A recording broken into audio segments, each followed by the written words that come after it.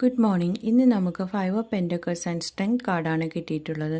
നിങ്ങൾ ഈ സമയം ഒരു ബ്രേക്കപ്പ്, ഡിവോഴ്സ് അല്ലെങ്കിൽ എന്തെങ്കിലും വലിയ രോഗങ്ങൾ, അതുമല്ലെങ്കിൽ ഏതെങ്കിലും ഒരു ഫിനാൻഷ്യൽ ലോസ് എന്നിവയിലൂടെ കടന്നു പോകുന്ന ഒരാളായിരിക്കണം.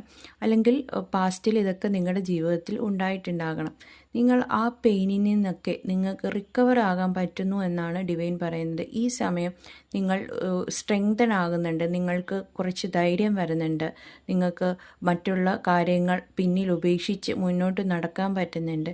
ചിത്രത്തിൽ കാണുന്നത് പോലെ തന്നെ നിങ്ങൾക്ക് നിങ്ങളുടെ സ്ട്രെങ്ത്, നിങ്ങളുടെ ഇന്നർ പവർ വെച്ചിട്ട് മറ്റുള്ള സ്ട്രോങ് ആയിട്ടുള്ള പല പേഴ്സണാലിറ്റികളെയും ഈ സമയം കൈകാര്യം ചെയ്യാൻ പറ്റുന്നുണ്ട്.